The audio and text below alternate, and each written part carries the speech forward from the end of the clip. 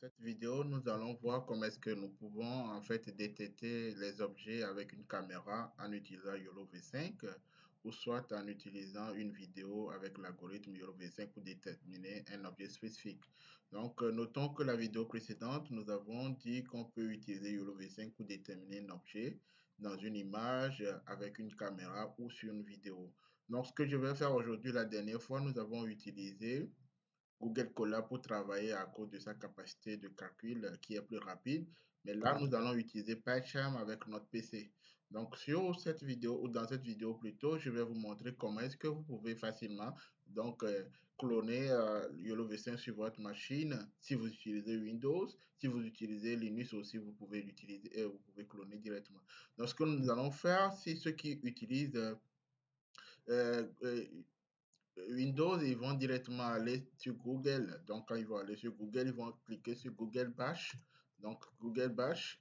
Dans Google Bash, en fait, c'est une application qui va vous faciliter la tâche de faire le clonage direct. Donc, moi, je l'ai déjà. Donc, vous téléchargez la version Google directement ici.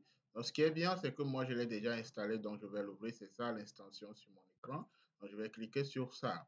Donc, quand je clique sur ça, je peux cloner dans un répertoire spécifique. Mais ce qu'on va faire, on va créer notre environnement de développement, donc un environnement virtuel. Donc, je vais utiliser l'IDE qui est le PyCharm.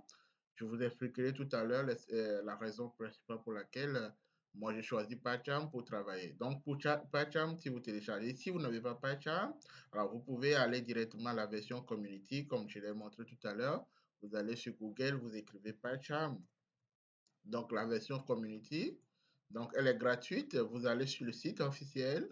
Donc, sur le site officiel, vous venez ici, le PyCharm Community. Donc, vous téléchargez la version gratuite. Donc, c'est ce que moi j'utilise pour travailler.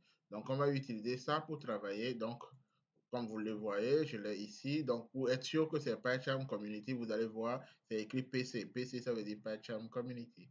Donc, on va venir sur File. Si vous n'avez pas encore créé un projet, vous venez sur File, vous cliquez New Project. Donc, dans New Project, vous donnez un nom. Donc, ici, je suppose que le nom que je vais utiliser pour pouvoir faire le projet dans le YOLO V5.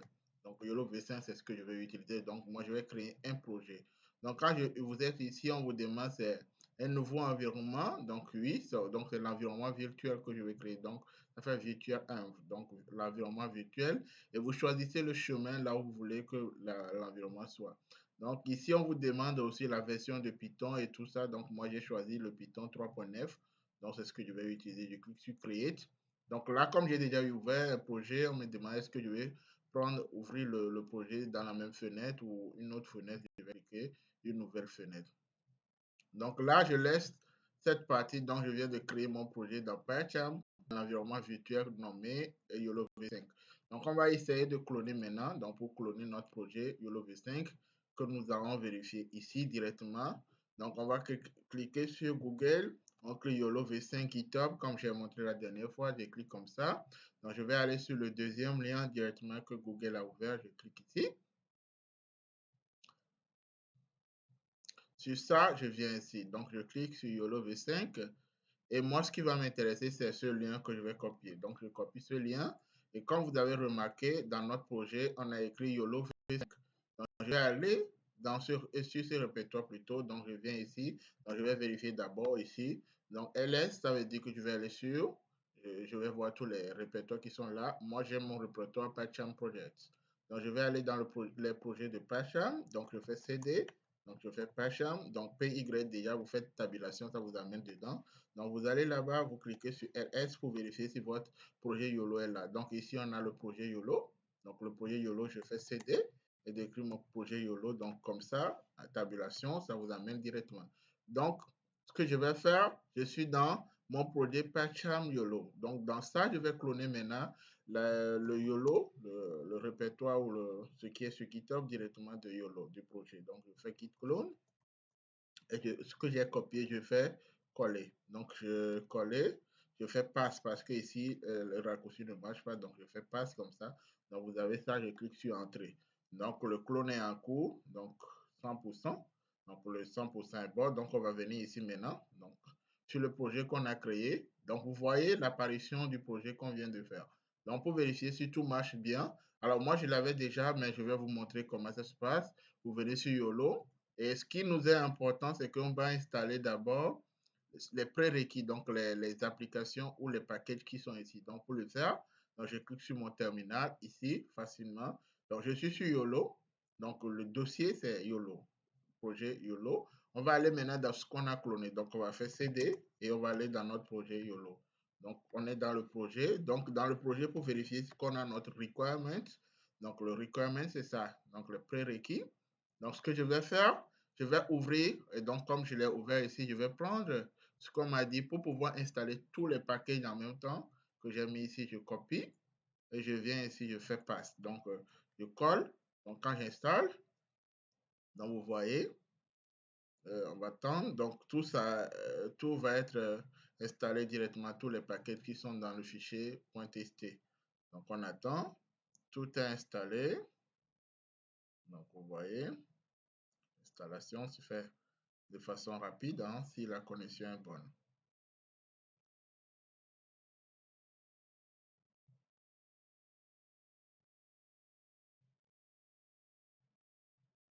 On attend pour que ça finisse l'installation. Donc, ce qui est à noter, c'est que quand nous avons l'installation, nous pouvons en fait maintenant tester si notre caméra travaille bien et vérifier si on peut faire la détection sur une vidéo donnée. Pourquoi je vous montre tout cela? Parce que après, nous allons entraîner notre modèle avec des étapes. Et maintenant, pour entraîner le modèle, si vous vérifiez si votre environnement, tout marche bien, ça va vous faciliter la tâche.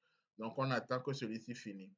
Avant que celui-ci ne finisse, on peut déjà passer par une autre étape. Donc, moi, je vais revenir derrière pour voir si tout est fini et je vous montrerai. Ce que je vais faire, je vais aller dans le projet que j'avais déjà créé.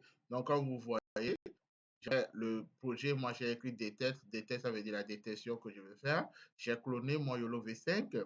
Donc, je vais dans le terminal, comme je l'ai fait tout à l'heure. Je vais dans YOLO. Donc, ce que nous avons fait avec Google Colab, qui nous a intéressés, nous allons ouvrir notre dossier. Donc, le dossier que nous avons ouvert ici, j'ai ouvert le dossier des tests. J'attends que celui-ci finisse pour que vous voyez. Donc, ça prend un peu de temps parce qu'il y a beaucoup de paquets qui sont un peu plus lourds sur tous les tableaux et tout ça. Donc, ils prennent un peu de temps. J'attends que ça finisse. Donc, ce qu'on va faire après, c'est qu'on va ouvrir le détect. On va copier celui-ci pour vérifier si notre caméra travaille bien.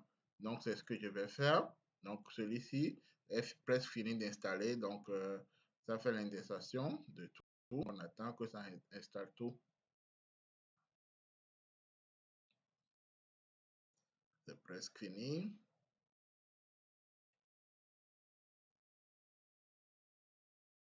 Donc, quand vous l'avez que tout finisse, beaucoup peuvent me poser la question à savoir la dernière fois j'ai utilisé YOLO V5, la version S. Pourquoi est-ce que j'ai utilisé la version S? Là, on peut revenir sur là où on a cloné. Donc là, on a cloné notre projet. Vous allez remarquer que on nous a donné un tutoriel. Dans le tutoriel ici, on a donné les meilleurs conseils pour un bon entraînement. Dans les meilleurs conseils pour un bon entraînement, on va l'ouvrir sur une autre fenêtre. Donc, si on l'ouvre sur une autre fenêtre, ceux qui veulent le français, je peux avoir l'instruction directement. Donc, moi, ce qui m'intéresse, que je vais vous montrer ici, c'est ici. Donc, pour YOLO V5, en fait, nous avons plusieurs versions de modèles. Donc, on peut avoir la version nano, la version small, la version medium, large et is large. Donc, ce que nous sommes en train d'utiliser, c'est la version S qui est la version small. Pourquoi est-ce que nous utilisons la version small? Vous allez remarquer, on vous a dit ici, il est recommandé en fait quand on veut faire les entraînements, quand on veut faire les détections avec les appareils mobiles ou les appareils qui n'ont pas beaucoup de capacité de calcul, les GPU et les CPU, d'utiliser la version S ou M. Donc, ceux qui vont travailler sur le cloud ou ceux qui ont beaucoup de mémoire, ils peuvent facilement utiliser la version L et la version IS. Après, dans une autre vidéo, je vous expliquerai comment est-ce que l'entrée se passe pour la version N, la version S, M, L et IS. Donc, en attendant, on attend que notre modèle finisse. Donc, c'est fini ici. Donc, on voit que les installations finissent, mais c'est en train d'installer les choses. Donc, ce que moi, je vais faire, je vais aller sur le projet. Donc, le projet qui est ici, que j'avais déjà, je vais copier. Donc, comme ici, on copie le projet, on copie celui-ci, le détecte. Donc, je fais le détecte. Je viens ici, j'attends. Je détecte, je le détecte. Puisque celui-ci travaille. Donc, le détecte. Donc, le Donc, la source 0 qui est là, ça montre que c'est ma caméra. Donc, ils ont mis, tout est clair dans le fichier des têtes, hein, donc ça veut dire qu'on utilise une caméra. On utilise une vidéo, la vidéo avec une extension .mp4. Donc, on va tester ceci pour vérifier si la caméra travaille bien. Je copie et j'appuie sur Entrée pour vérifier si tout marche bien. Là, vous allez m'excuser un peu parce que, comme tout marche bien, tout marche ici, ça prend un peu de temps parce que je n'ai pas fait attention pour faire le petit processing au début, mais tout marche bien. On attend que l'interception finisse ici. Ça va finir dans un peu de temps. Donc, comme je vous disais, ici, on vous expliquera, donc je vous expliquerai plus en détail comment ça fonctionne. Et puis, les conseils pour faire un bon entraînement, les conseils pour avoir une bonne base de données. Donc, ici, avant d'avoir une bonne base de données, on nous a recommandé en fait que si nous voulons avoir une bonne base de données, il faut que chaque classe puisse avoir au moins 1500 images par classe. Ça veut dire que si je veux détecter les chiens à part, les chats à part, et d'autres éléments sur une image, il faut qu'au moins une classe puisse avoir ça. Donc, on nous demande des instances aussi. Des instances, ça veut dire que quand je prends un champ, les différentes parties que je vais détecter, ça peut être la tête, ça peut être d'autres éléments qui permettent de reconnaître un chat. Il faut au moins 10 000 instances différentes. Donc, ça va permettre. Donc, il faut avoir des variétés d'images aussi, donc pour avoir une bonne détection derrière, la précision et tout ça. Donc, ça viendra derrière.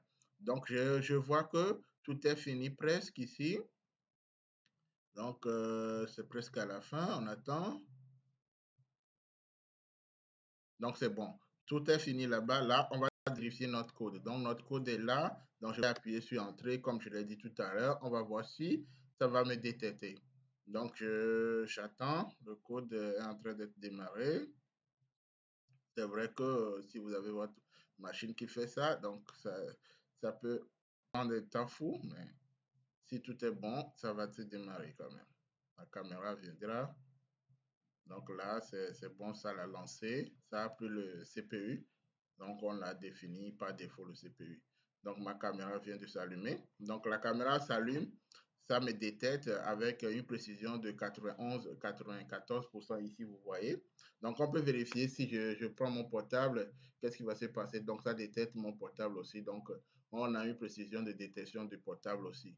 Là, je vais arrêter cette partie du portable de ma caméra et essayer de voir si je peux détecter directement avec une vidéo. Donc, on me dit pour détecter une vidéo, je prends Python, je prends l'extension, là, je remplace le 0, la source 0 par une vidéo, donc un lien directement. Donc, moi, je vais aller ici, donc je viens sur YouTube, donc j'ouvre YouTube, hein, je vais prendre une vidéo quelconque et la vidéo que je vais prendre, c'est la vidéo de Centrinos Raphaël qui parle de camarades. C'est une vidéo que moi j'ai aimée. Donc, cette vidéo, par exemple, hein, on peut prendre n'importe quelle vidéo. Donc, je copie l'extension de la vidéo. Donc, je ne vais La pas trouver la cybersécurité est un vidéo. enjeu essentiel. Cette menace L'extension est extrêmement sérieuse. qui est bien pour moi. Donc, moi, je copie, comme je l'ai fait, le lien. Je copie le lien, je reviens ici. Et je reprends la même chose que j'ai fait tout à l'heure. Je remplace seulement la source par le lien de la vidéo. Et j'appuie sur Entrée pour détecter, en fait, les éléments qui sont dans la vidéo que le modèle pré-entraîné avait déjà. Donc, le modèle pré-entraîné, c'est le modèle de Coco que nous avons vu. Donc, j'attends. Donc, on va voir si ça va arriver à détecter les éléments. Donc, on attend que la détection démarre. Donc, ça va démarrer. Donc, vous avez vu que ça a ouvert la vidéo ici. Et la chanson, c'est ça. Donc, dans la chanson, vous remarquez que ça détermine plutôt les chaises, la personne et plusieurs personnes. Donc, ça, si c'est une seule personne, ça donne la précision qui est en haut de la personne. Si c'est plusieurs éléments, donc ça prend chaque élément. Donc, les personnes comme plusieurs personnes. Ici, vous avez les personnes. Donc, ça montre que la vidéo pré-entraînée de YOLO V5 permet de détecter avec une caméra ou avec une vidéo ou avec une image spécifique comme on l'avait vu la dernière fois. Donc, maintenant, la prochaine fois, la prochaine étape de la vidéo, c'est que je vais vous montrer comment on peut récupérer des images sur l'Internet directement avec une extension ou avec un code de Python. Donc, on appelle le web scraping plutôt. Et ensuite, on va annoter ces images Et derrière là, on va faire notre entraînement. On va arrêter cette vidéo ici. Donc, dans cette vidéo, vous avez appris comment est-ce qu'on peut, à partir de YOLO V5, utiliser sa caméra pour détecter les objets.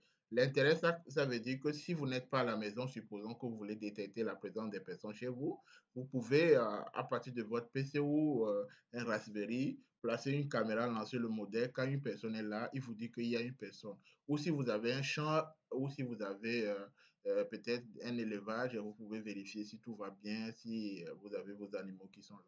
Alors, je vous laisse ici sur cette vidéo et on va voir la prochaine fois comment récupérer des images, les annoter pour faire l'entraînement. Merci.